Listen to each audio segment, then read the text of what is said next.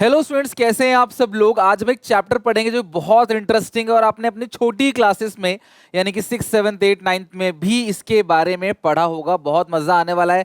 Chapter board examination में 5 to 6 marks तक का कवर करेगा और चैप्टर का नाम है environment and sustainable development.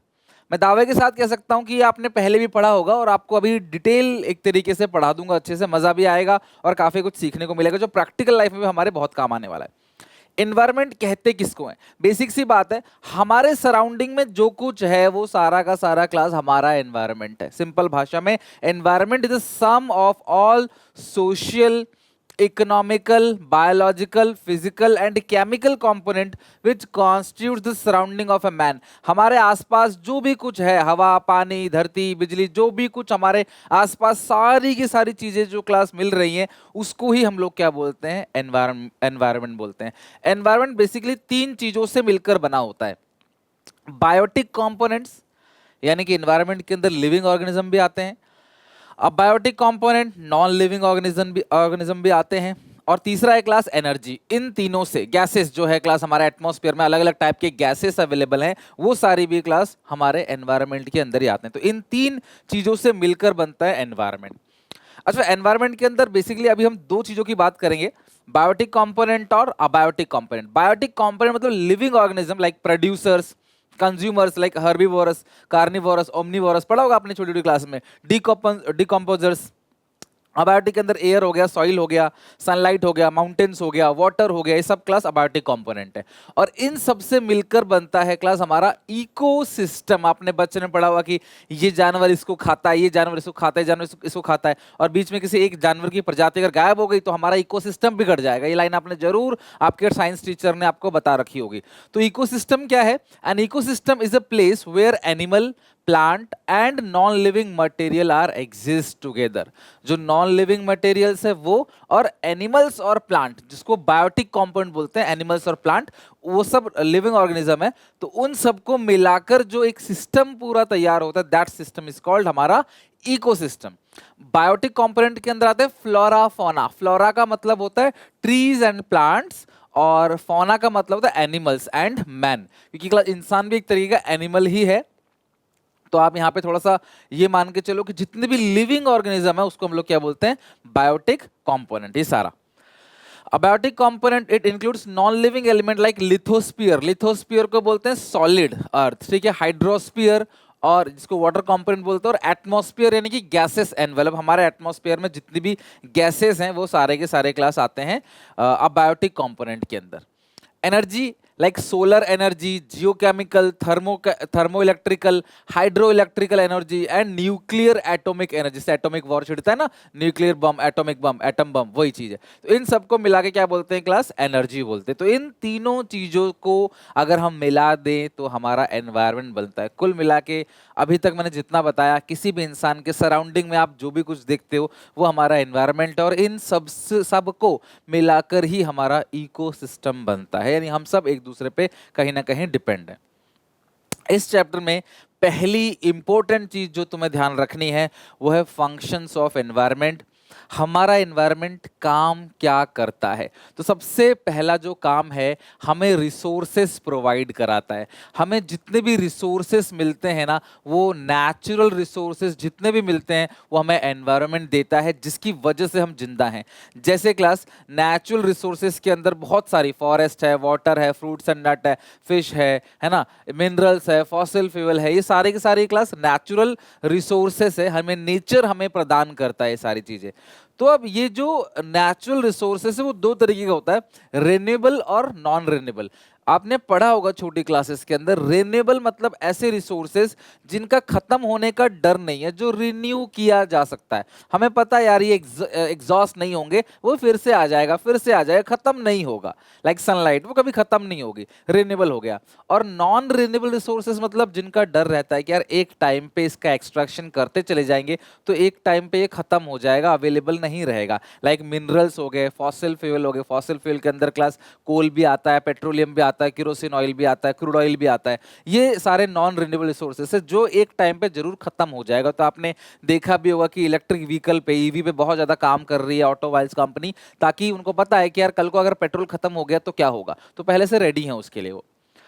So provide resources for production, it supply raw material. हमारा जो इन्वायरमेंट है ना वो हमें रॉ मटेरियल सप्लाई करता है, सॉइल, वाटर, फॉरेस्ट, मिनरल और मरीन लाइफ यानी फिश जो है या फिर अदर एक्वाटिक एनिमल है उनके थ्रू। रिसोर्सेज इंक्लूड, अब रिसोर्सेज के अंदर दो है, रिन्यूएबल भी है, नॉन रिन्यूएबल भी। Renewable resources are those which can be used without the possibility of the resources coming depleted और exhausted, like tree, animal etcetera. ये हमें पता है यार खत्म नहीं होने वाला, डिप्लीट नहीं करेगा, ये फिर से आ जाएगा, खत्म नहीं होगा। Non renewable resources are those which get exhausted with extraction and use. अगर आप इसको यूज करते चले जाओगे तो ये खत्म हो जाएगा। They are founded in the ground, ये धरती के नीचे अक्सर जो है वो पाया जाता है। These are not living things, ये लिविंग थिंग्स नहीं है, और इनकी मात्रा जो है ना वो फिक्स्ड है, और वो कई बार बहुत मुश्किल होता है ढूंढना कि कहाँ पे नीचे क्रूड ऑयल है, कहाँ पे नीचे कोयला है ना, उसको बहुत। फॉसिल फ्यूल बेसिकली क्या कहते हैं, कोई जानवर, कोई पेड़ पौधा अगर मान लो मर गया तो उसकी बॉडी धरती पे हजारों सालों तक एक दबती चली जाती, बाद में वो फॉसिल फ्यूल बन जाता है। तो ये सारे के सारे फॉसिल फ्यूल है जिसको जलाते हैं हम एनर्जी बर्न करने के लिए, है ना, एनर्जी को एनर्जी के लिए जलाते हैं उसको। और नेचुरल गैस, कोल, ऑयल, ये इसका सबसे बेस्ट एग्जांपल है जो non renewable sources of energy है, राइट। दूसरा function, environment sustain life. Environment है तभी लाइफ है, अगर एनवायरमेंट नहीं होगा तो लाइफ भी नहीं होगी। अगर आज हम जिंदा हैं, मैं आप, हम मार्स पे, मून पे क्यों जिंदा नहीं रह सकते फ्रीली? क्यों मास्क पे लोग क्लास स्पेस सूट पहन के जाते हैं पूरी तरीके से मार्स पे या फिर मून के ऊपर, आपने देखा हो तो? क्यों? क्योंकि क्लास वहाँ पे लाइफ नहीं है, वहाँ पे हवा पानी जो है वो नहीं है। अगर हवा पानी वहाँ पे मिल जाए तो वहाँ पे भी जीवन बसाया जा सकता है। तो environment sustain life. Environment include sun, soil, water, air which are the necessities of life. Biotic component तो सरवाइव नहीं कर सकते विदाउट दीज एलिमेंट। तो जो बायोटिक कंपोनेंट्स है ना, लिविंग ऑर्गेनिज्म है, डिकम्पोजर, डिकम्पोजर तो पढ़ा होगा ना छोटी क्लासेस में आप। कोई आज आप जो है केला जो है वो छोड़ दो, या फिर क्लास कोई फल छिलका छोड़ दो, धीरे धीरे अपने आप उसमें कीड़े लगने लगता। आप घर पे ही छोड़ दो बस, आप घर पे ही एक फल रख दो, एक टाइम के बाद धीरे धीरे उसमें कीड़े लगना चालू हो जाएंगे। वो डिकम्पोजर जो उस कीड़े को क्लास खराब कर, उस फल को खराब कर देते हैं, बिल्कुल मट्टी में मिला देंगे, पता भी नहीं चलेगा, बिल्कुल चूरा चूरा कर देंगे। इंसेक्ट्स तो बहुत सारे कीड़े हैं, एनिमल्स हो गया, प्लांट, ये सब बायोटिक कंपोनेंट ना डिपेंड है क्लास, ठीक है, डिपेंड है इनके ऊपर। एयर, वाटर, सॉइल, ये नॉन लिविंग है लेकिन हम लोग इनके ऊपर क्या है, डिपेंड करते हैं। तो बिन, और ये सारी चीजें दोनों के दोनों कहाँ मिलती हैं, एनवायरनमेंट के अंदर। अगर एनवायरनमेंट नहीं है तो भैया बायोटिक कंपोनेंट सरवाइव नहीं कर पाएंगे।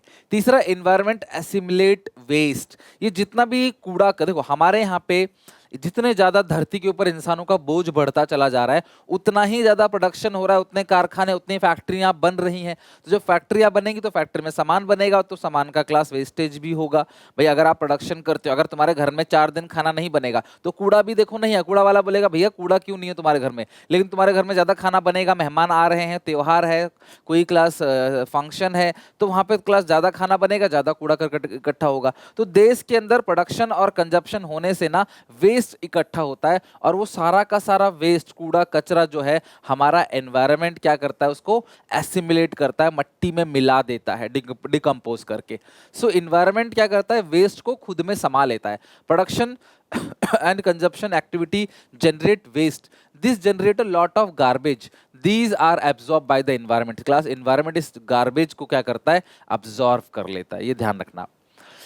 चौथा फंक्शन है, environment enhance the quality of life. Environment हमारी जो लाइफ है उसकी क्वालिटी को इम्प्रूव करता है।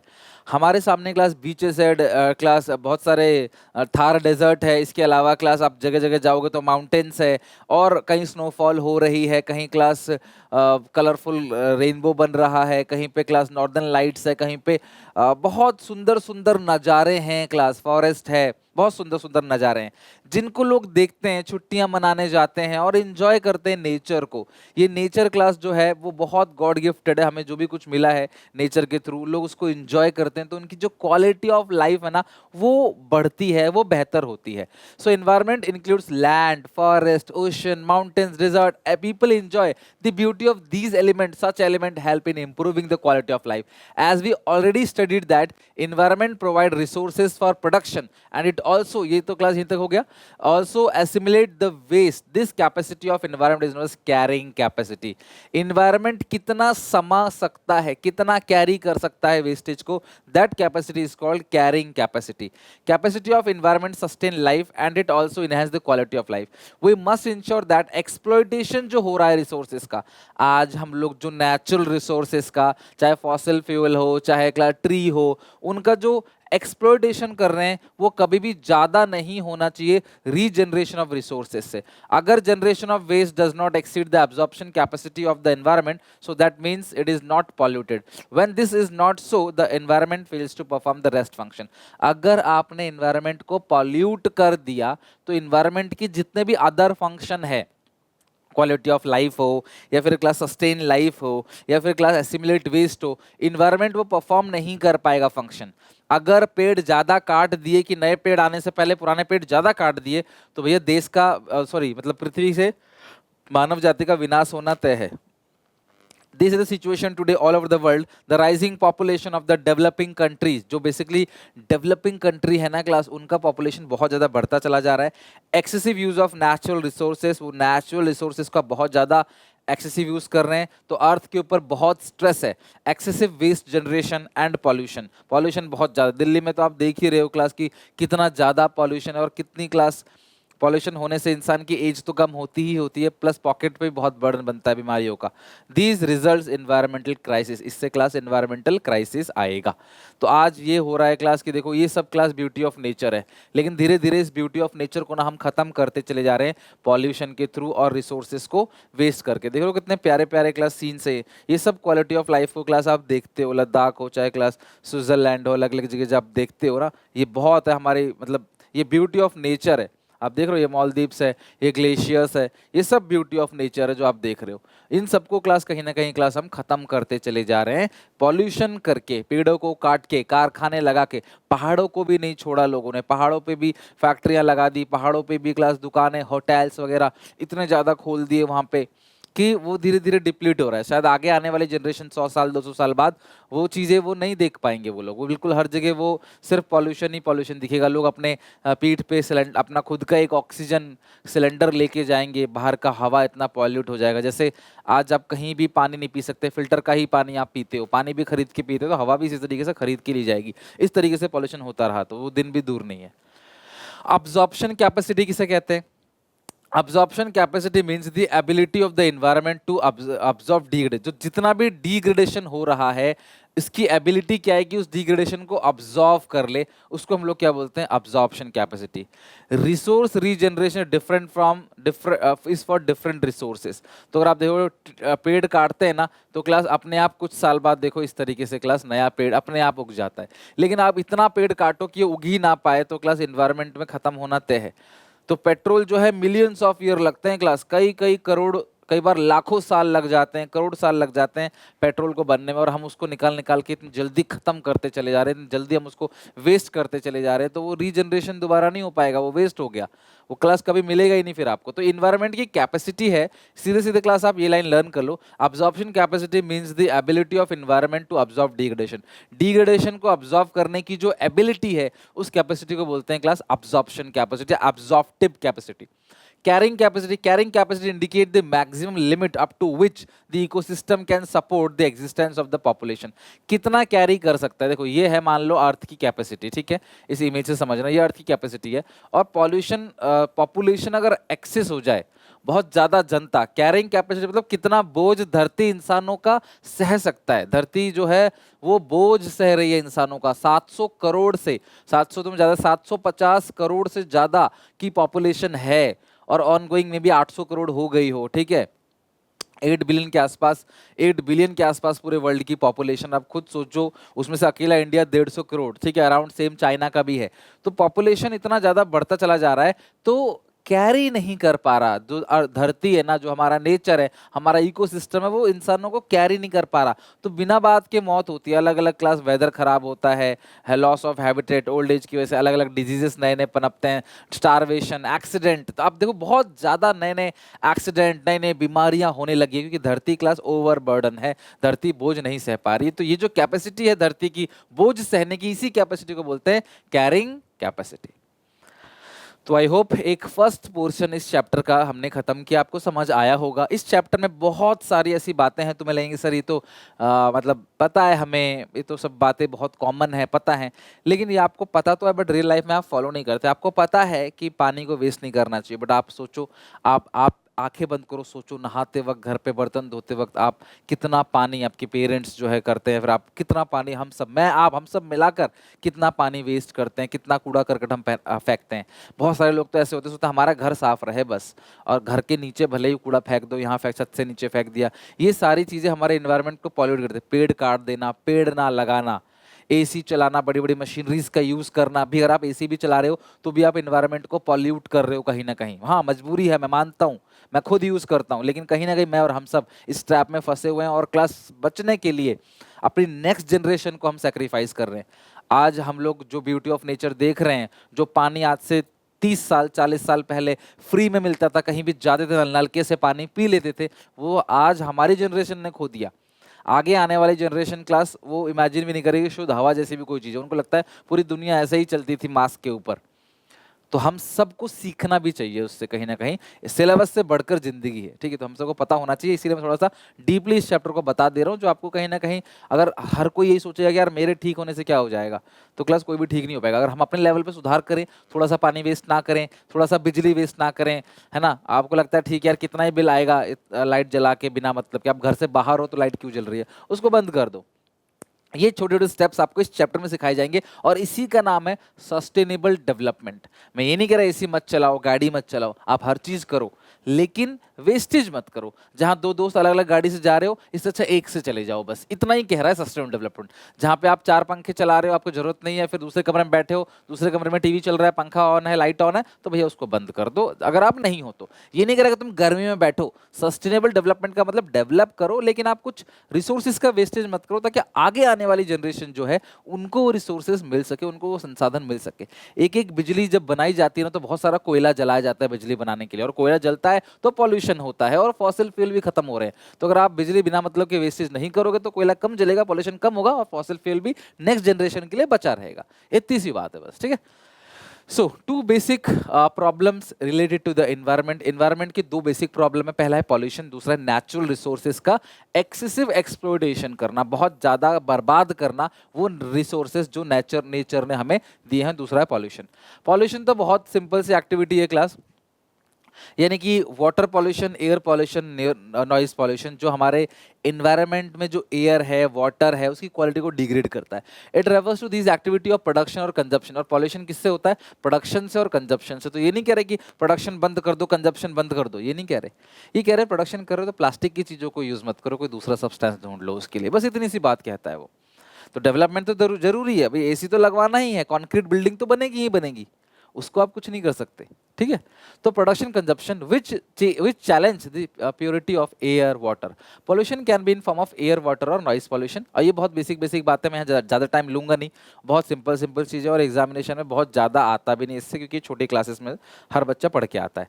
तो एयर पॉल्यूशन का मतलब क्या है कि एयर में कुछ ऐसे पार्टिकल्स होते हैं, छोटे छोटे पार्टिकल्स, जो विजिबिलिटी को कम कर देते हैं और जिनसे क्लास बीमारी होती है। वो पार्टिकल्स हमारे शरीर में जाके हमारे फेफड़ों को भी खराब करते हैं।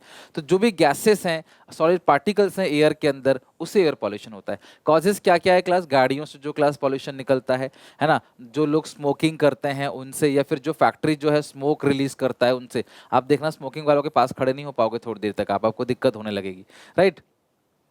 अगला है क्लास इंडस्ट्रीज, जो सारा का सारा उनकी चिमनी से जो धुआं निकलता है ना, उससे भी पॉल्यूशन होता है। एग्रीकल्चर एक्टिविटी से भी जो insecticide, pesticide, fertiliser, chemical, harmful chemical जो रिलीज करते हैं एयर में, छिड़काव वगैरह करते हैं, उससे एयर पॉल्यूशन। और फिर वो सब्जियां जो पानी में धोते हैं तो उससे वाटर पॉल्यूशन भी होता है। एयर पॉल्यूशन माइनिंग से भी होता है, खनन से, है ना, जो नीचे गड्ढा खोदती खनन करते हैं, पेट्रोल सॉरी अगर कोयला निकालने के लिए खनन कर रहे हैं, फिर पहाड़ों को तोड़ रहे हैं, पहाड़ों को काट के मार्बल निकाल रहे हैं, सड़क बना रहे हैं, इन सबसे क्लास क्या होता है, या पानी की बोरिंग जो होती है ना, उन सबसे क्लास क्या होता है, पॉल्यूशन होता है। वेयर दीज मिनरल्स बिलो, जो धरती के नीचे मिनरल्स होते हैं उनको निकालने के लिए भी क्या करते हैं ये लोग, के खुदाई करते हैं, तो उससे बहुत सारा डस्ट उड़ता है और उससे पॉल्यूशन होता है। इवन इंडोर एयर पॉल्यूशन, घर की जो चीज़ें होती है सफाई वाली चीज़ें, इनको भी स्प्रेड करते हैं, घर पे तो पॉल्यूशन होता है। जो पेंट किया जाता है, जहाँ पेंट हो रहा हो देखना, वहाँ की स्मेल में रह नहीं पाओगे आप, तो उन सारी चीज़ से क्लास क्या होता है, पॉल्यूशन होता है। और पॉल्यूशन से, एयर पॉल्यूशन से बहुत सारी बीमारियाँ होती हैं, जैसे hypertension, asthma, heart disease, stroke, है ना, हार्ट अटैक वगैरह, निमोनिया, कैंसर। बहुत हम देखो मतलब कितनी बार सांस लेते हैं सुबह से लेकर शाम तक, अगर वो हवा ही जहरीली हो जाए या हवा में पॉल्यूशन की मात्रा आ जाए, और दिल्ली एनसीआर में तो पॉल्यूशन जो है वो आपको पता है टॉप नोच पे है पूरे भारत में, तो ऐसे में यहाँ के लोग बहुत ज़्यादा बीमार पड़ेंगे और उनके पॉकेट में भी बहुत लोड पड़ेगा, क्वालिटी ऑफ लाइफ वो नहीं मिलेगी। अगला है कैसे कंट्रोल किया जाए, इस चीज को कंट्रोल कैसे किया जाए। तो सबसे पहले एनकरेज करो लोगों को कि यार ज्यादा से ज्यादा पब्लिक मोड ऑफ ट्रांसपोर्टेशन का यूज करें। मैं इसमें एक पॉइंट और ऐड करना चाहूंगा कि जनता को तो एनकरेज कर रहे हो आप कि आप पब्लिक मोड ऑफ ट्रांसपोर्टेशन को, ऑटो रिक्शा, बस, इनका यूज करो, लेकिन सरकार को ना ऑटो रिक्शा बस का जो इंफ्रास्ट्रक्चर है वो स्ट्रॉन्ग करना चाहिए। क्या लोग मेट्रो यूज नहीं करते? बिल्कुल यूज करते, क्योंकि मेट्रो का इंफ्रास्ट्रक्चर बेहतर है। उसी तरीके से बस की रूट की टाइमिंग, सड़क अच्छी हो जाए, बस टाइम से पहुंचे, बस ओवरलोड ना हो। आप देखो ऑटो टेम्पो रिक्शा वाले जहाँ पे 10 लोगों को बिठाना होता है, वहाँ पे 20-20, 25 लोग लटक रहे हैं, है ना, किसी कोई आधा बैठा हुआ है और ड्राइवर दिखता ही नहीं है, कहाँ दब के बैठा हुआ। आपने देखा हुआ ऐसा सीन। अब ऐसी सिचुएशन में इंसान का एक्सीडेंट भी हो सकता है, उसकी जान भी जा सकती है, और उसको सीवियर जो है चोट भी लग सकती है, उसको सीरियस चोट भी लग सकती है। तो वो क्यों जाएगा? तो वो गाड़ी से जाता है तो भीड़ लगती है फिर। तो इसीलिए सरकार को भी इंप्रूव करना चाहिए transportation system, public mode of transportation system, और जनता को भी फॉलो करना चाहिए। जो फिक्स टाइम पे बस आए जाए, टाइम से पहुंचे, तो लोग क्यों नहीं यूज करेंगे बस का। प्रमोशन ऑफ क्लीनर फ्यूल, जैसे इलेक्ट्रिक गाड़ियों का यूज करना चाहिए, सीएनजी का यूज करना चाहिए पेट्रोल डीजल के अलावा। स्विच ऑफ फैन, अगर फैन लाइट नहीं जला रहे तो बिना मतलब है क्लास आप उसको स्विच कर दो, क्यों स्विच ऑफ कर दो, क्यों जला रहे हो। Clean energy like solar energy का यूज करो, है ना, इलेक्ट्रिसिटी की जगह आप सोलर पैनल लगवा सकते हो, सरकार सब्सिडी भी देती है। हाँ, इंस्टॉलेशन कॉस्ट बहुत हाई होती है उसकी, एक बार इंस्टॉल करोगे सरकार को कुछ ना कुछ सब्सिडी देनी चाहिए, बिकॉज शुरू में लाखों रुपए लग जाता है उसमें, हाँ, बट बाद में वो सस्ता पड़ने लग जाता है। क्लीनर फ्यूल्स, एलपीजी वगैरह हाउस होल्ड को यूज़ करना चाहिए, उससे इंडोर एयर पॉल्यूशन बचता है। आप हाउस होल्ड जो है वो ना, गाँव में आज भी लकड़ियाँ वगैरह जला के लोग जो है खाना बनाते हैं, उसको ना करके ये इंडोर एयर पॉल्यूशन कंट्रोल करने के लिए एलपीजी गैस सिलेंडर का उपयोग करना चाहिए। और इसको बेहतर करने के लिए सरकार को मैं अप्रिशिएट जरूर करूंगा कि उन्होंने उज्ज्वला योजना स्कीम बीजेपी गवर्नमेंट लेके आई। वाटर पॉल्यूशन, पानी में सारा कूड़ा करकट बहना, पता है ज्यादा से ज्यादा पानी है धरती पे भी क्लास, देखो मेजर पोर्शन पानी का है, तो पानी में कूड़ा करकट फैला दो। आपने देखो दिल्ली की में जो रहते हैं उन्होंने देखा ही होगा कि यमुना नदी कितनी गंदी हो जाती है, झाग के गोले क्लास ऊपर बन जाते हैं, बहुत ऊपर लेयर तक सारा फैक्ट्री का कूड़ा करकट गंदा जो है बहा देता है। आप भी कभी बोटिंग करने गए होगे, राइड करने गए होगे, तो आपने भी कुछ खाया होगा, सोचा होगा कहाँ फेंके, पानी इज द बेस्ट प्लेस, तो पानी में फेंक दिया। जो भी कूड़ा करकट है सब कुछ पानी में बहा दो, क्योंकि पानी बहुत ज्यादा है, वो पानी बहा के ले जाएगा, लेकिन नहीं, उससे भी क्लास पॉल्यूशन होता है। कहीं ना कहीं ये प्लास्टिक वेस्ट जो है लगेगा, अंदर जो जानवर रहते हैं पानी के अंदर, जो एक्वेटिक एनिमल्स रहते हैं, वो सब भी क्लास बीमार पड़ेंगे, और हमारा इकोसिस्टम जो है वो खराब होगा, और मे बी कोई हैबिटेट खत्म ही हो जाए, कोई प्रजाति खत्म ही, विलुप्त भी हो जाए।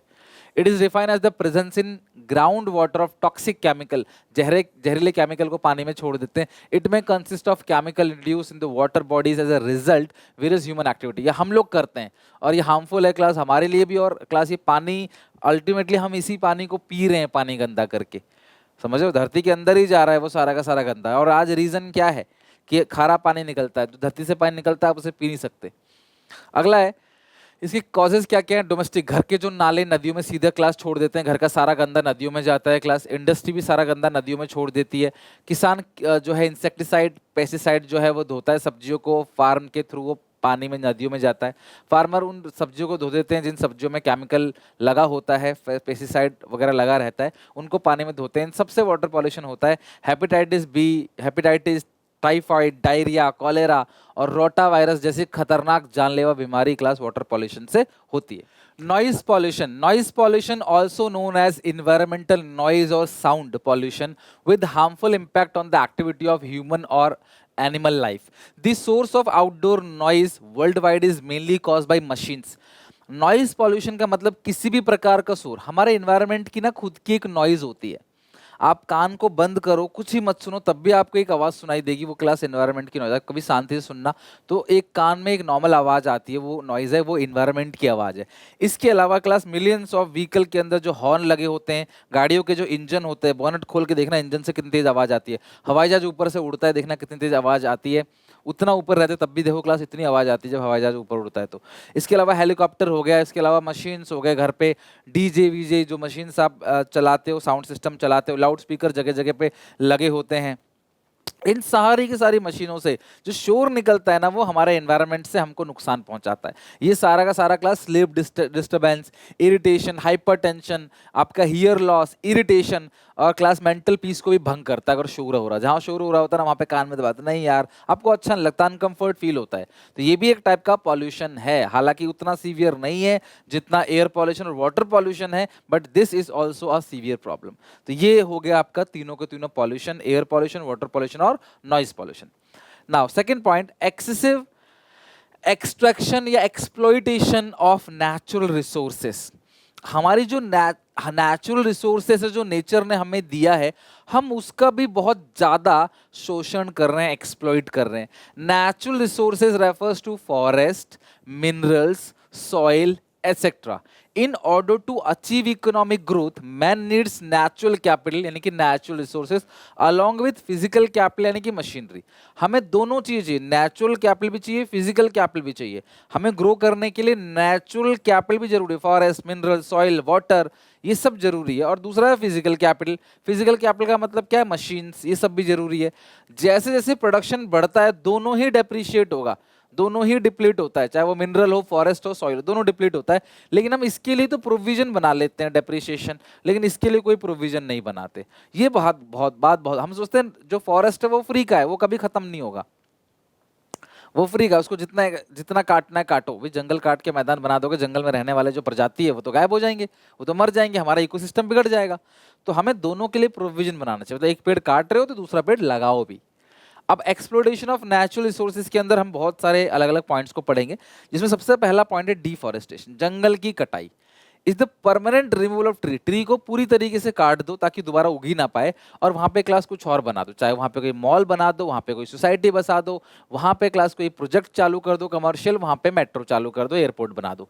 This can be include clearing the land for agriculture, using the timber for fuel, construction और manufacturing. Deforestation leads to land degradation, जमीन की जो फर्टिलिटी है ना वो भी खत्म हो जाती है, और बायोडाइवर्सिटी लॉस, बायोडाइवर्सिटी लॉस का मतलब कोई प्रजाति जो है वो विलुप्त भी हो सकती है, और इकोलॉजिकल इम्बैलेंस क्रिएट होता है, और क्लास इस जंगलों को काटने से ना एयर पॉल्यूशन भी होता है।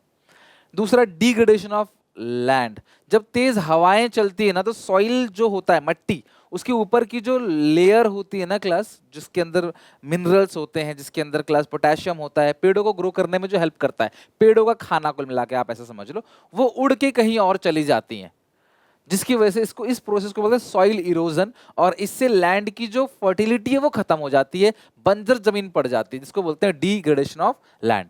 Degradation refers to decline the overall quality of soil, water और vegetation condition commonly caused by human activity. Land degradation is a global challenge that affect everybody through the food insecurity and higher food price. देखो, अगर soil की fertility खराब कर दोगे तो सब्जियां नहीं उगेंगी, तो खाओगे क्या? अनाज नहीं उगेगा, धान नहीं उगेगा, गेहूं नहीं उगेगा, तो खाओगे क्या? भूखे मर जाओगे, फूड प्राइसेस बहुत बढ़ जाएंगे। Causes of land degradation are as follow. पहला, सॉइल इरोजन, जो मैंने कहा तेज हवाएं चलती हैं तो क्लास सॉइल का अपर जो लेयर होता है, जो फर्टाइल लेयर होता है, वो उड़ जाता है, जिसकी वजह से क्लास ग्रोथ नहीं हो पाता सॉइल, मतलब प्लांट्स का, ट्रीज का। ओवरग्राजिंग, ज्यादा चर जाना, अगर जानवर ज्यादा चर जाएंगे ना क्लास किसी जगह को, तो वहां भी फसल जो है वो अच्छी नहीं होती। Excessive use of fertiliser, insecticide, pesticide, fertiliser का हद से ज्यादा यूज करना, ग्राउंड वाटर को बहुत ज़्यादा एक्सट्रैक्ट करना, और क्रॉप रोटेशन प्रॉपर तरीके से ना करना। क्रॉप को रोटेट नहीं करोगे तो भी सॉइल की फर्टिलिटी खत्म हो जाएगी, तो ये भी बहुत जरूरी है, क्रॉप को रोटेट करना। These are the causes of land degradation. देखो इस तरीके से, देखो लैंड डिग्रेडेशन, बंजर जमीन हो जाती है। इस इमेज को देख के आप समझ सकते हो लैंड डिग्रेडेशन किसको कहते हैं। थर्ड इज बायोडाइवर्सिटी लॉस, किसी प्रजाति का विलुप्त हो जाना, जैसे डायनासोर विलुप्त हो गए, डॉल्फिन विलुप्त होने वाली है, वेल विलुप्त होने वाले हैं, और जो टाइगर्स हैं वो भी विलुप्त होने वाले थे, तो सेव द टाइगर अभियान सरकार ने चलाया था इंडिया में। तो कोई प्रजाति विलुप्त हो जाना उसको बोलते हैं बायोडाइवर्सिटी लॉस। वो फिर आप देख ही नहीं पाओगे। सोचो आज आप डायनासोर देखने के लिए कितने एक्साइटेड हो कि डायनासोर की प्रजाति खत्म हो गई। उसी तरह से कोई और जानवर, अभी हम उसकी वैल्यू नहीं करते, लेकिन जब उसकी प्रजाति खत्म हो जाएगी तो हम उसको देख भी नहीं पाएंगे कभी रियल में जिंदगी में। तो biodiversity is the existence of number of different kind of animals and plant which together makes a good and healthy environment. सबको मिलकर ही एनवायरनमेंट बनता है। Biodiversity loss is the disappearance of different type of species, like चाहे वो plant हो चाहे वो एनिमल हो, worldwide, and also the local reduction of loss of species in certain habitat. Habitat का मतलब जहां जानवर रहते हैं उस घर को, उस जगह को हैबिटेट बोलते हैं। ठीक है। Here the following reason of biodiversity loss. तो सबसे पहला है पॉल्यूशन। पॉल्यूशन से बायोडाइवर्सिटी लॉस होती है। ग्रीन हाउस इफेक्ट, जो बहुत सारे ग्रीन हाउस गैसेस हैं जिनकी वजह से टेम्परेचर बढ़ता है, इसको ग्लोबल वार्मिंग बोलते हैं। ग्लोबल वार्मिंग की वजह से भी प्रजातियां लुप्त हो सकती हैं। डिफरेंट स्पीसीज टू लिव, टीओ है वो। पॉपुलेशन ग्रोथ और ओवर कंजप्शन, बहुत ज्यादा कंजप्शन करना, पॉपुलेशन ग्रोथ करना। जंगल काट दोगे तो जंगल में रहने वाले जीव जंतु बेचारे बेघर हो जाएंगे, आग लग जाएगी। ऑस्ट्रेलिया में आग लगी थी, कोयला नाम का जानवर क्लास, बहुत सारे जानवर जो है मर गए थे, बहुत प्यारे होते हैं, सर्च करके देखना आपको पता होगा, ज़्यादा पुरानी बात नहीं है। और इस तरीके से क्लास जो जानवर हैं जो वहाँ रहते हैं, जिनका वो हैबिटेट है, जिनका वो घर है, वो विलुप्त हो जाते हैं बेचारे। फिर वो भाग भूग के शहरों में आ जाते हैं, गाँव में घुस जाते हैं, फिर गाँव के लोग उनको मार देते हैं। तो ये बड़ी प्रॉब्लम होती है। The most important concern for the whole world is global warming. Temperature जो है वो कंटिन्यू बढ़ता चला जा रहा है, ग्लेशियर्स पिघलते चले जा रहे हैं, और गर्मी इतनी ज़्यादा बढ़ती चली जा रही है कि जीव जंतुएं मर जा रहे हैं गर्मी के कारण। आपने देखा होगा पंछी वगैरह एलर्जेटिक होकर गर्मियों में, कबूतर वगैरह आपको कई सारे मरे पड़े मिलते होंगे। तो ये है ग्लोबल वार्मिंग, जो एक सीरियस कंसर्न है पूरे वर्ल्ड के लिए, not only India. Global warming is a gradual increase the average temperature of the earth lower atmosphere as a result of increase in greenhouse gases. Global warming किसकी वजह से होता है? Green house gases की वजह से। Green house में सबसे बड़ा जो शेयर है वो है कार्बन डाइऑक्साइड, जो मेन कॉजेज है ग्लोबल वार्मिंग का। मेन कॉजेज CO2, जो हम कार्बन डाइऑक्साइड रिलीज करते हैं। Green house gases cause green house effect. अब ग्रीन हाउस इफेक्ट क्या है, मैं तुम्हें थोड़ा सा समझाता हूँ क्लास, एक इमेज के थ्रू। ये है मान लो क्लास अर्थ, ठीक है, ये अर्थ का लोअर एटमॉस्फेयर है, और ये है सन। तो जब सन से रोशनी निकलती है, आपको पता है ना, सूरज की रोशनी क्लास जो है धरती पे आती है, टकराती है धरती पे, मान लो ये धरती है, यहाँ टकरा रही है, टकरा के फिर ऊपर चली जाती है। लेकिन कुछ ऐसे ग्रीन हाउस गैसेस होते हैं एटमॉस्फेयर के अंदर, ठीक है, जैसे मीथेन हो गया, कार्बन डाइऑक्साइड हो गया, तो वो आसमान में जाके एक थिक लेयर बना देते हैं थोड़ी सी, और इतनी थिक लेयर होती है कि सनलाइट जब ऊपर से आती है तो सनलाइट टकराती धरती पे, फिर ऊपर जाती है, तो इस थिक लेयर से बाहर नहीं जा पाती, वो दोबारा नीचे आती। तो ये बार बार ऐसे नीचे आते आते, तो ये जो माहौल है, ये जो चीजें हैं क्लास, इसकी वजह से यहाँ पे आपको गर्मी महसूस होने लग जाती है। इसको बेहतरीन समझने के लिए, जैसे गाड़ी, आप कभी मॉल में गए हो, घूमने गए हो, और धूप में गाड़ी खड़ी कर दी हो, धूप में गाड़ी खड़ी करने के बाद जब आप वापस आते हो तो बाहर आपको इतनी गर्मी लगती नहीं, लेकिन गाड़ी खोल के जब गाड़ी के अंदर बैठते हो, ऐसा लगता है किसी ने हमें आग के गोले के अंदर डाल दिया हो। ऐसा इसलिए होता है क्योंकि सनलाइट गाड़ी में एंट्री तो कर गई, लेकिन वो फिर बाहर नहीं निकल पाई, उसको जगह नहीं मिली, या जो ग्लासेस हैं उसकी वजह से वो बाहर नहीं निकल पाई, टकरा के फिर अंदर ही अंदर, तो अंदर ही अंदर क्लास एक तरीके से गर्मी का वो बन गया, गुब्बार बन गया। तो आप उसके अंदर बैठते हो तो आपको बहुत गर्मी लगती है। तो कुछ लोग क्या करते हैं, शीशे थोड़े से खुले छोड़ जाते हैं ताकि अंदर से हवा निकल जाए, वो उतनी गर्मी आपको ना लगे। तो यही है ग्रीन हाउस गैसेस का इफेक्ट। तो ग्रीन हाउस गैस में जो मेन है कॉज, वो किसका है? Water vapour, carbon dioxide, methane, nitrous oxide, ozone. तो मेन सोर्स जो है carbon dioxide, 80 green house gases में 80% कार्बन डाइऑक्साइड का है। सेकंड नंबर है मीथेन है, CH4 मीथेन। लेकिन मीथेन जो है वो थोड़ा सा ज्यादा पावरफुल है, ज्यादा डेंजरस होता है। The major source of carbon dioxide. अब कार्बन डाइऑक्साइड क्यों इतना रिलीज होता है, कहाँ से कार्बन डाइऑक्साइड आता है इतना? क्लास पावर प्लांट, जितने भी बिजली बनाने पे, जो बिजली घर है ना, जहाँ बिजली बनाई जाती है कोयले को जलाकर, वहां से सबसे ज्यादा। तो जो कोयल बर्निंग ऑफ फॉसिल फ्यूल जो बर्न हो रहा है for the purpose of electricity generation, उसकी वजह से क्लास कार्बन डाइऑक्साइड रिलीज होता है।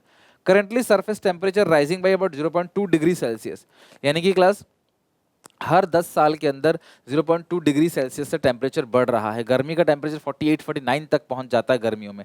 Since 1950 the number of cold days और नाइट बहुत घट गए हैं और नंबर ऑफ हॉट डेज और वार्म डेज और नाइट बढ़ते चले गए हैं।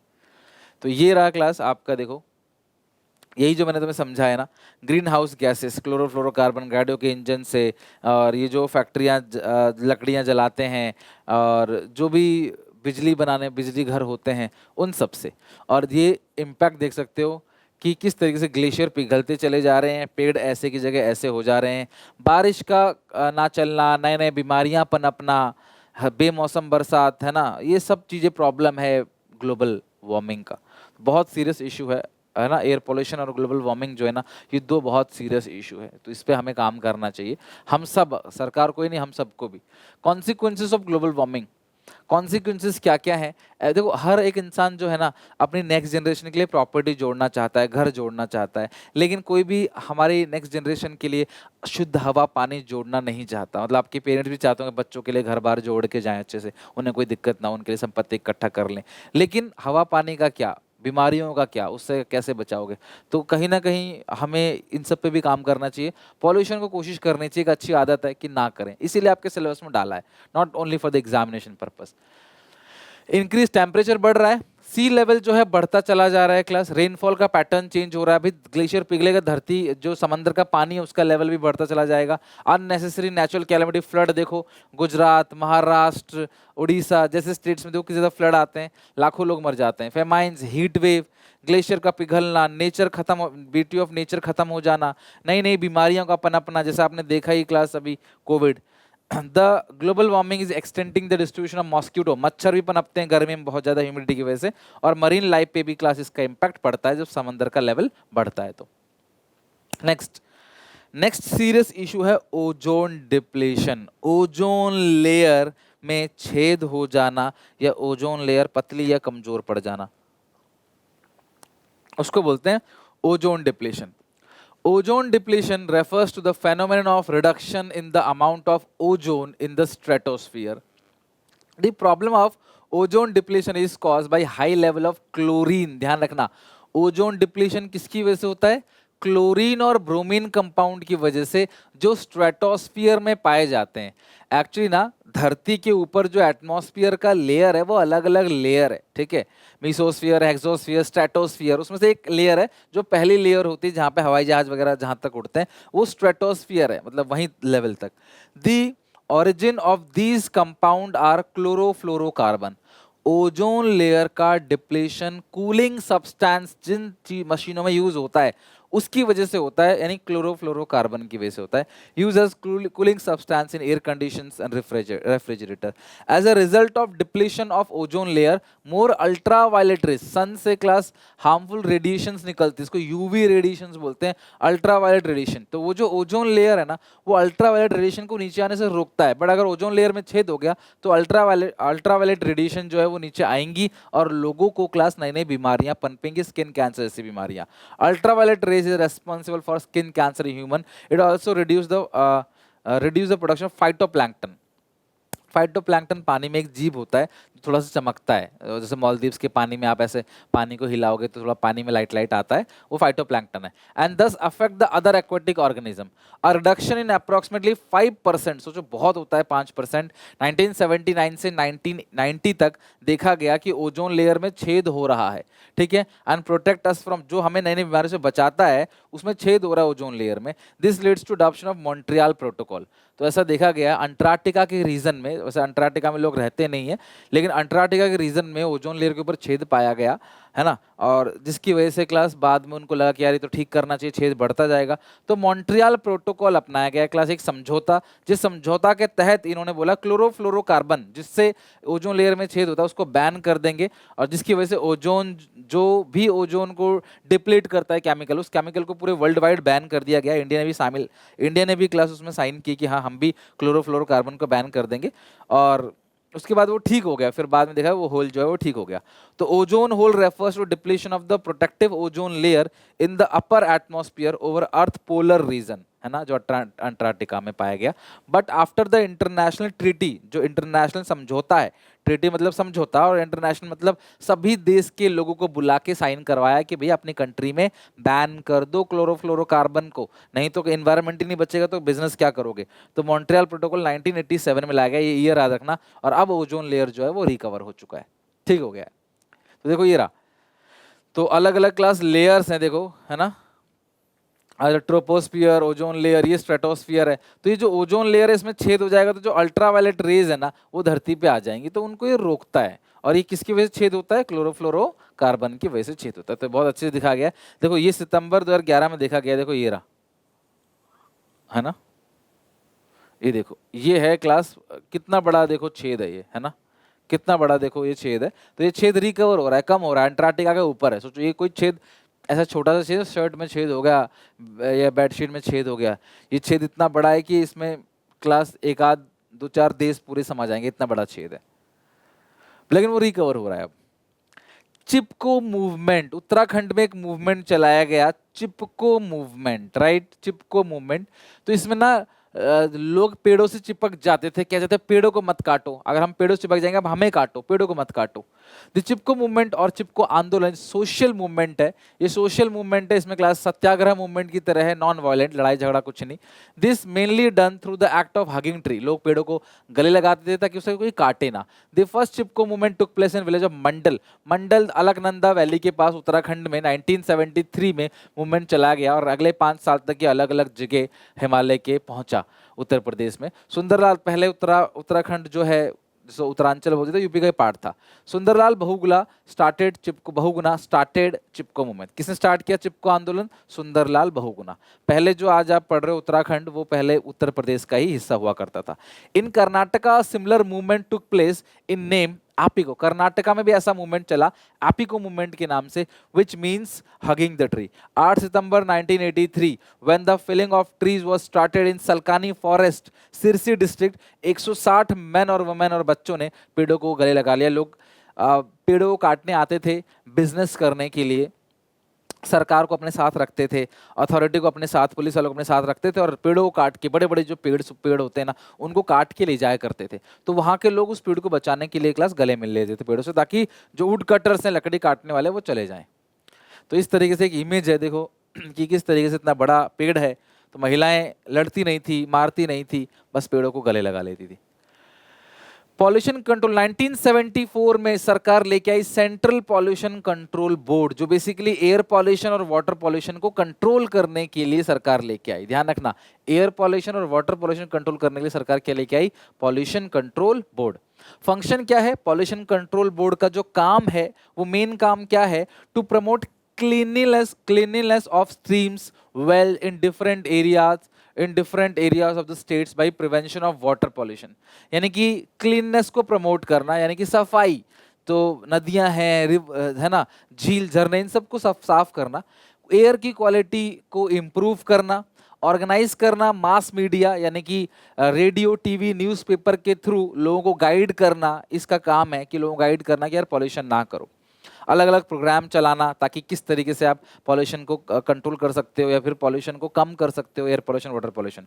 और इवन डेटा भी पब्लिश करता है अलग अलग जगह कहाँ पे कितना पॉल्यूशन हो रहा है, और उस डेटा को लेके लोगों को बताता भी है, ताकि आपको डेटा मिले और देखे आपको कि यार इतना पॉल्यूशन हो रहा है तो कैसे उसको कंट्रोल किया जाए। एलईडी बल्ब भी सरकार लेके आई थी, वो एक पॉल्यूशन को कंट्रोल करने का ही एक जरिया था, जो सरकार एलईडी बल्ब लेके आई, पहले ट्रेडिशनल बल्ब चलते थे ना उससे। तो अभी तक हमने जो पढ़ा वो था एनवायरनमेंट। एक सवाल एनवायरनमेंट से भी आ सकता है 3 to 4 मार्क्स का, और एक सवाल आ सकता है सस्टेनेबल डेवलपमेंट से भी। अब सस्टेनेबल डेवलपमेंट का मैंने मतलब बता दिया आपको कि हम डेवलप तो करें, लेकिन इस तरीके से रिसोर्सेज का वेस्टेज ना करें कि आगे आने वाली जनरेशन को रिसोर्सेज मिले ही ना। Sustainable development is a development that meet the need of the present without compromising the ability of future generation to meet their present need। तो फ्यूचर जनरेशन को कॉम्प्रोमाइज नहीं करना, उनके साथ रिसोर्स ग्रो करो, फ्यूचर जनरेशन को compromise करो कि उनको चीजें ना मिले। Sustainable development goals are collection of, अभी यूनाइटेड नेशन में ना न्यूयॉर्क के अंदर सस्टेनेबल डेवलपमेंट गोल बनाए गए, 17 गोल बनाए गए, ग्लोबल गोल जिसे पूरे वर्ल्ड को अचीव करना है। A blueprint to achieve a better और more sustainable future for all. This sustainable development goal, short में SDGs, set by United Nations on 25 September 2015 New York. इन्होंने 17 गोल बनाए और 193 देशों ने पार्टिसिपेट किया इस गोल को कि हाँ, हम इन 17 गोल्स को 2030 तक अचीव करेंगे। यूनाइटेड नेशन ने 17 गोल बनाए और 169 टारगेट बनाए। ध्यान रखना कितने गोल है, नंबर याद रखना, पेपर में काम आएंगे, हो सकता तो कमेंट्स में लिखना, आपको याद रहेगा हमेशा के लिए। जो कमेंट में लिखते हो ना वो हमेशा याद रहता है आपको। 17 गोल्स है और 169 टारगेट्स है that all the member country have agree to try to achieve by year 2030। 2030 तक 193 कंट्री की रिप्रेजेंटेटिव मिले, बैठे और सिग्नेचर किए एसडीजी गोल पे कि ये 17 ऐसे गोल्स हैं जिनको हम सब मिल के अचीव करेंगे 2030 तक। सर वो कौन कौन से गोल्स थे, मन तो कर रहा होगा जानने का, हमारे सिलेबस का पार्ट नहीं है, लेकिन उस गोल के अंदर था सोशल, इकोनॉमिकल और एनवायरमेंटल ऑब्जेक्टिव। 17 गोल के अंदर जैसे एक नो पॉवर्टी, गरीबी खत्म, जीरो हंगर, भुखमरी खत्म, क्वालिटी एजुकेशन देंगे, जेंडर इक्वालिटी रहेगी, मेल फीमेल के बीच में किसी प्रकार का भेदभाव नहीं होगा, क्लीन वाटर, स्वच्छ पानी मिलेगा, एनवायरनमेंट अच्छा रहेगा, क्लाइमेट चेंज हम खत्म करेंगे, इनइक्वालिटीज खत्म करेंगे, एक्सेट्रा। ऐसे 17 टारगेट और 17 जो है ग्लोबल गोल्स और 169 टारगेट सरकार ने बनाए, यूनाइटेड नेशन ने बनाए, ताकि हर एक कंट्री के लोग उसको अचीव कर सके। फिर 2030 तक सर्वे किया जाएगा कि हाँ यार ये कितना, किसने कितना अचीव किया, इस बेसिस पे रैंकिंग भी आएगी। सस्टेनेबल डेवलपमेंट एम्स बहुत इंपॉर्टेंट है। इसका एम क्या है? Sustainable and equitable use of resources. Resources को ऐसे यूज करो कि वो सस्टेन करे, वो बर्बाद ना हो, आगे आने वाली जनरेशन को भी उस रिसोर्सेज का फायदा उठाया जा सके, वो ले सके। जो डैमेज हो रहा है हमारे लाइफ सपोर्ट सिस्टम, हम यार पॉल्यूशन करके, रिसोर्सेज का वेस्टेज करके अपनी ही लाइफ को तो खराब कर रहे हैं, वो डैमेज जो है उसको रोक सके। कंजर्व और नर्चर करे बायोडाइवर्सिटी, हर प्रजाति की क्लास जान को बचाना लॉन्ग टर्म फूड सिक्योरिटी के लिए जरूरी है। स्ट्रेटेजी क्या है? कुछ ऐसी स्ट्रेटेजीज हैं जो मैं क्लास आपको लगभग 10 पॉइंट बताऊंगा, इन स्ट्रेटेजीज को आपको फॉलो करना है ताकि सस्टेनेबल डेवलपमेंट किया जा सके। जैसे कुछ फॉलो कर सकते हो आप, आसान है। Non conventional sources of energy. Conventional मतलब पुराना और नॉन कन्वेंशनल मतलब नया। तो पुरानी चीजों को ना यूज करके नई नई चीजों को यूज करो। कोयला यूज ना करके, पेट्रोल ना यूज करके, बिजली ना यूज करके सनलाइट का यूज करो, विंड एनर्जी का यूज करो। तो conventional sources of energy are the natural energy resources which are, अब ये आप नहीं कर सकते, इसको सरकार को इनिशिएटिव लेना पड़ेगा, आप अकेले नहीं कर पाओगे इसको। Which are regularly use for many years and accept as a fuel to produce heat, light, food and electricity. The energy sources include firewood, लकड़ियों से जो गांव में महिलाएं खाना पकाती हैं, जलाती हैं चूल्हे पे, वो ना करके, है ना, काउ डंग वगैरह है, फॉसिल फ्यूल, वो सब यूज ना करके वो एलपीजी का यूज कर सकती हैं, वो नॉन कन्वेंशनल है, ठीक है। दीज फॉसिल फ्यूल, कोयला, petroleum and natural gas, the major disadvantage इसका क्या है कि ये कन्वेंशनल है और इससे बहुत ज्यादा पॉल्यूशन होता है। तो burning of firewood and fossil fuel result air pollution भी होता है। This can be avoided by using non conventional sources. This energy derive from wind energy, tides, sun, यानी जो सनलाइट से आती है, solar energy, geothermal heat, biomass is term as a non conventional sources of energy. All this, ये भी आ सकता है example के लिए कौन सा नॉन कन्वेंशनल है। All this sources are renewable, ये खत्म नहीं होगा, इन्वायरमेंट फ्रेंडली है, इन्वायरमेंट को नुकसान नहीं पहुंचाएगा। Solar rays are totally free from pollution, बिल्कुल भी पॉल्यूशन इसके अंदर नहीं होता। सेकेंड है, ये रहा class non conventional sources of energy, example के थ्रू समझा दिया आपको। यूज ऑफ क्लीनर फ्यूल, यानी कि ये यूज करे, है ना। उज्ज्वला योजना, प्रधानमंत्री उज्ज्वला योजना जो है सरकार ने जो अपनाई थी कि भाई लकड़ियों को ना जलाएं, गांव में महिलाएं, उनकी आंखें खराब होती है, एनवायरनमेंट जो है वो खराब होता है, धुआं उड़ता है, जंगल काटते हो, जंगल काट के लकड़ी लेके आते हो, काट काट के पूरी जंगल ही खत्म कर देते हैं गांव के लोग, है ना। तो वो सब ना करके एलपीजी गैस सिलेंडर का यूज करें। तो जो क्लीनर फ्यूल है वो यूज करें, गाड़ियों के लिए जो है सीएनजी यूज करें, वो सारी चीजें। Shift to organic farming. अब ऑर्गेनिक फार्मिंग में आपको पढ़ा चुका हूँ, रूरल डेवलपमेंट के अंदर भी नेचुरल तरीके से, ग्रीन मैन्योर से, ना कि इंसेक्टिसाइड, पेस्टिसाइड, फर्टिलाइजर, इन चीजों का यूज ना करके नेचुरल तरीके से खेती बाड़ी करें। This is called organic farming. इससे पॉल्यूशन जो है वो भी कंट्रोल होगा और जो सॉइल की फर्टिलिटी ना वो बनी रहेगी। और ऑर्गेनिक फार्मिंग जब करते हैं, जो फ्रूट्स, वेजिटेबल्स या फूड आता है उससे, वो हमारे लिए हेल्दी रहता है और टेस्टी भी रहता है, ठीक है। और किसान भी ज़्यादा कमा सकते हैं उसको, और इवन हमारे जो बर्ड्स और एनिमल्स हैं ना, उनको भी उससे काफ़ी जो है सेफ, खतरा नहीं रहता, सेफ रहते हैं वो लोग। अगला, establishment of mini hydel plants. पहाड़ी एरिया में ना तो टावर गार्ड के, ट्रांसमिशन टावर गार्ड के तार के थ्रू बिजली पहुंचाना बड़ा मुश्किल है, और कोयला जलाना वैसे भी अच्छी बात नहीं है। तो जहाँ पे झरने बने होते हैं ना, वहाँ पे ये हाइडल प्लांट लगाते हैं, मिनी हाइडल प्लांट, और पानी के बहाव से टरबाइन घुमाकर मोटर लगा के बिजली बनाते हैं। तो ये चीज़ करना चाहिए, establishment of mini hydel plant. In mountain regions, streams can be found almost everywhere. Mini hydel plant used to use the energy of such streams to move small turbine. The turbine generate electricity.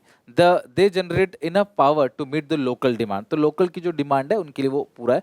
However, moreover, transmission tower and cables are not required in such plant. तो transmission tower cable की जरूरत नहीं है.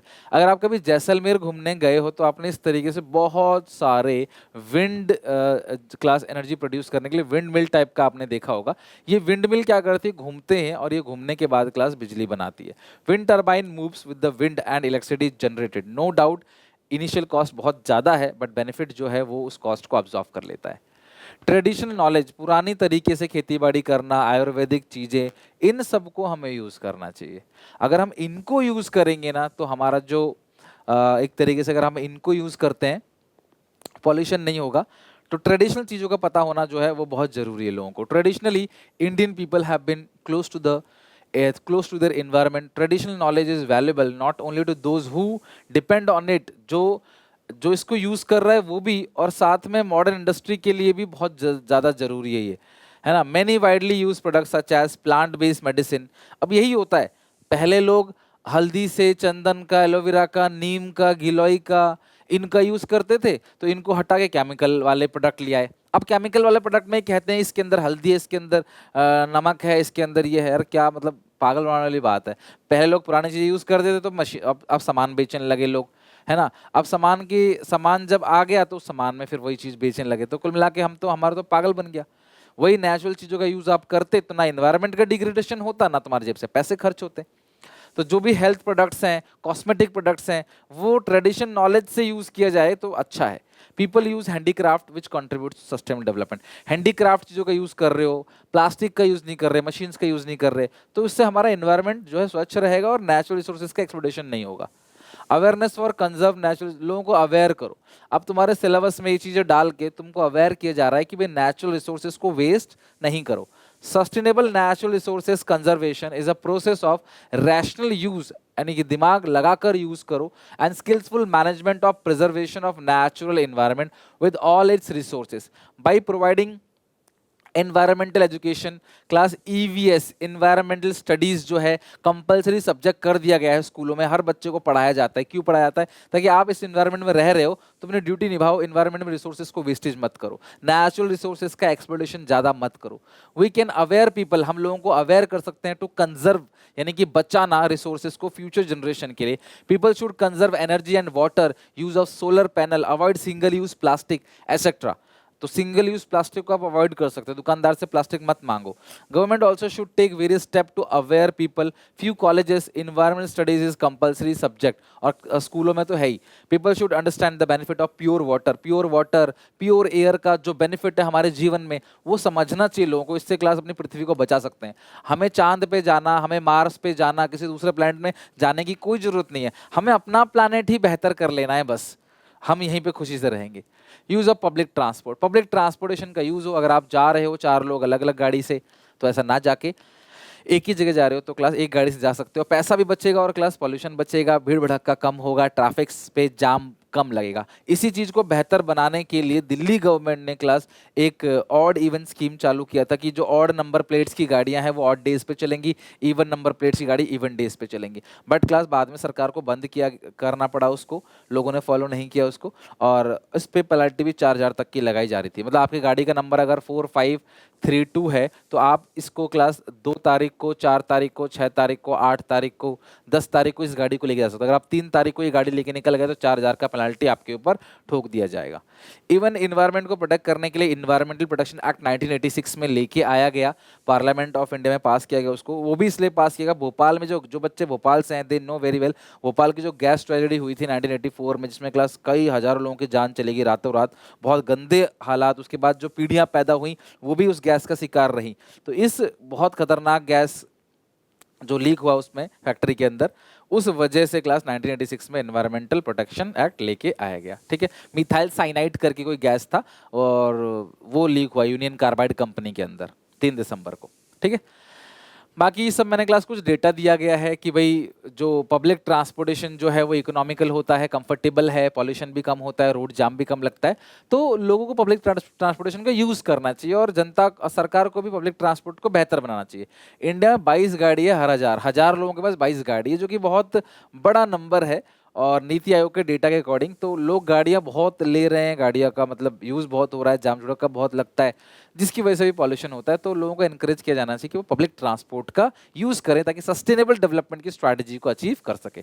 सो these all are the all are जितने भी class आपने points अभी देखे हैं, बड़े बड़े पॉइंट्स, वो सारे के सारे स्ट्रैटेजीज है सस्टेनेबल डेवलपमेंट के लिए। अगर आप इनको फॉलो करोगे तो आगे आने वाली जनरेशन के लिए कुछ रिसोर्सेस आप बचा पाओगे। चलो फाइनली क्लास हमने ये चैप्टर एंड कर दिया, बस हमारा अब एक चैप्टर बचा है, कल उसको पढ़ के पूरी तरीके से हमारा इंडियन इको का सिलेबस भी खत्म हो जाएगा। आई होप आप लोग रिवीजन सीरीज में अच्छे से अटेम्प्ट कर रहे हो। रिवीजन सीरीज डेली शाम को 5 बजे आ रही है, उसको देख रहे हो। SBCC ऐप पे उसके एक कोर्स भी बना दिया मैंने क्लास उसके लिए, तो वो उसको भी आप सब्सक्राइब कर लेना। 11 रुपये का कोर्स है, इसके अंदर सारे PDF वगैरह line by line arrange format में आपको मिलेंगे। तो मिलते हैं नेक्स्ट वीडियो में, आप यहाँ तक याद करके आना। Till then take care, bye bye. Video को लाइक करना मत भूलना, नीचे कॉमेंट करना कि यहाँ तक याद हो गया या नहीं हो गया। कोई डाउट कोई दिक्कत वो भी आप पूछ सकते हो, कोई रिक्वेस्ट है वो भी आप कर सकते हो। मैं हर बात मानूंगा आपकी, बस मेहनत करो और मैं आपके साथ हूँ। बोर्ड एग्जाम और CUET दोनों को अच्छे से निकालना है। ठीक है, टेक केयर, बाय।